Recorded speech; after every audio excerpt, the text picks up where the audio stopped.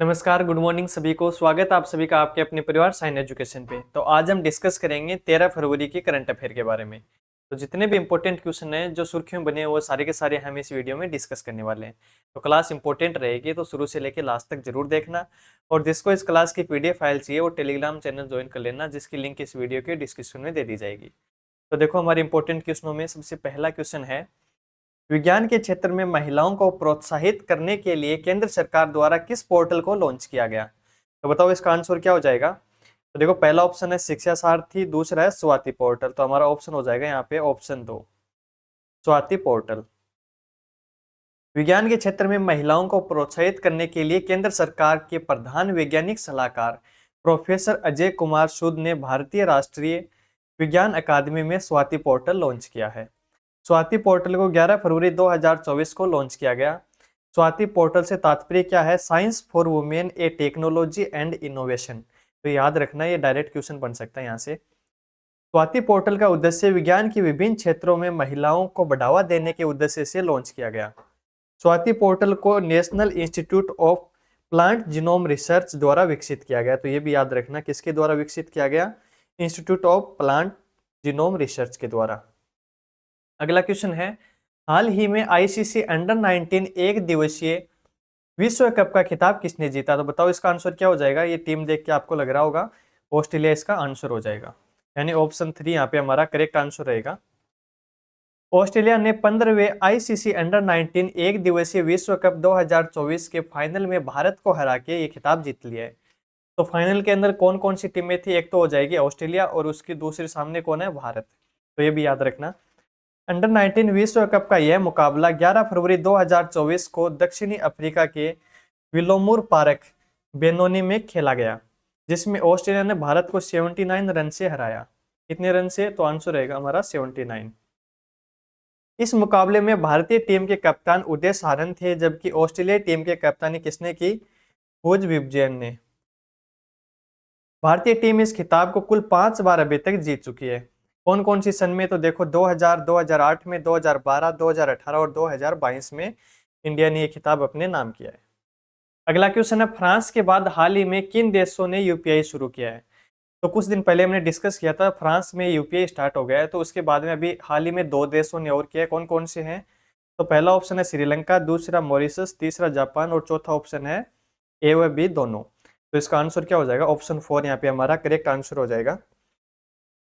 भारत की unified payment interface यानी UPI सेवाएं श्रीलंका और मॉरिशस में एक आभासी समारोह में शुरू हुई, जिसमें प्रधानमंत्री नरेंद्र मोदी और 2 द्वीपों के शीर्ष नेतृत्व मौजूद थे। वहां पे यूपीआई वाले देश देखते हैं कौन कौन से हैं। फिलहाल सिंगापुर, फ्रांस, मलेशिया, संयुक्त अरब अमीरात, बेनेलेक्स देश, यूरोप और नेपाल और यूके, इन सभी देशों के अंदर यूपीआई अभी फिलहाल काम कर रहा है। अगला क्वेश्चन है, हाल ही में नौसेना प्रमुख ने किस स्थान पर एक नई रक्षा प्रणाली का प्रीसीजन अप्रोच रडार का उद्घाटन किया? तो बताओ इसका आंसर क्या रहेगा। तो इसका आंसर हो जाएगा ऑप्शन 4, दक्षिणी अंडमान द्वीप।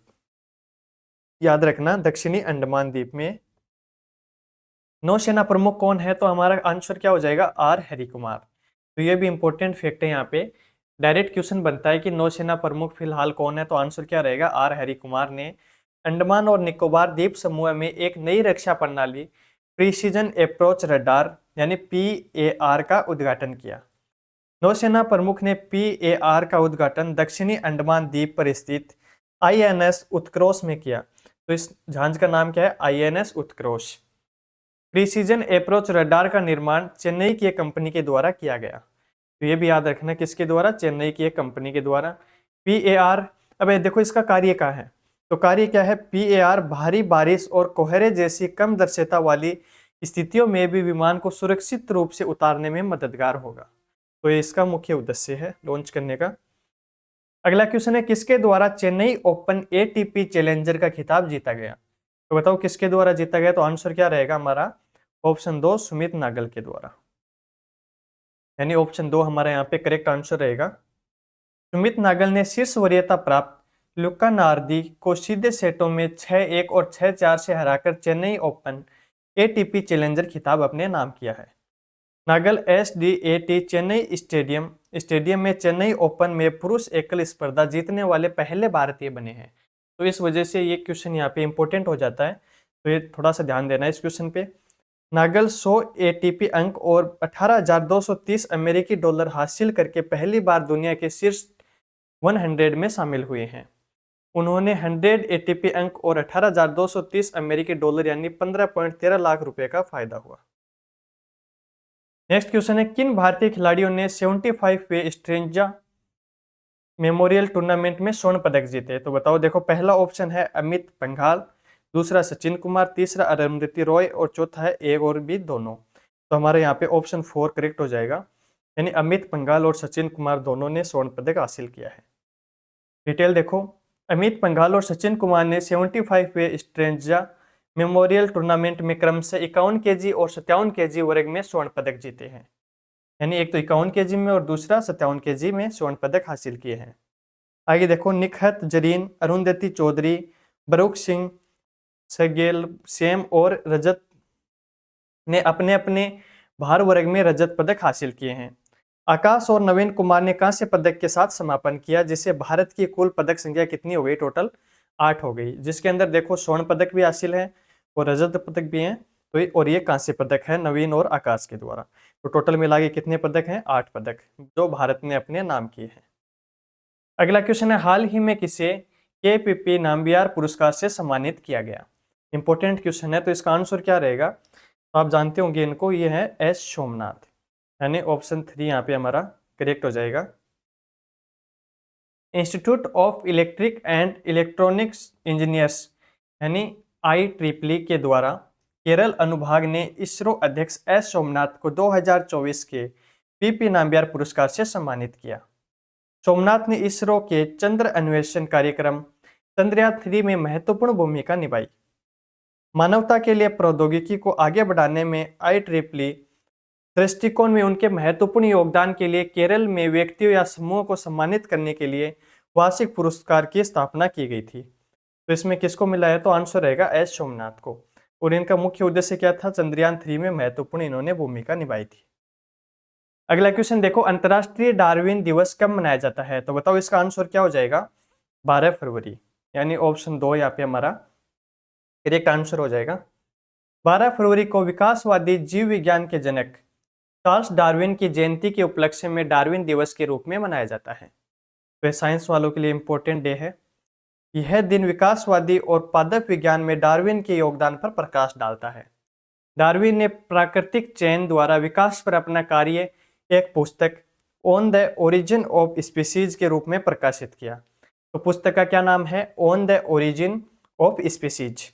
2015 में ओरिजिन ऑफ स्पीसीज को इतिहास की सबसे प्रभावशाली अकादमी पुस्तक के रूप में चुना गया था। आगे देखो, हाल ही में किस राज्य ने देश में पहली बार सेमीकंडक्टर नीति लागू की है? तो इसका आंसर क्या हो जाएगा? योगी आदित्यनाथ जी दिख रहे हैं, तो आंसर क्या रहेगा? उत्तर प्रदेश, यानी ऑप्शन फर्स्ट हमारे यहाँ पे करेक्ट हो जाएगा।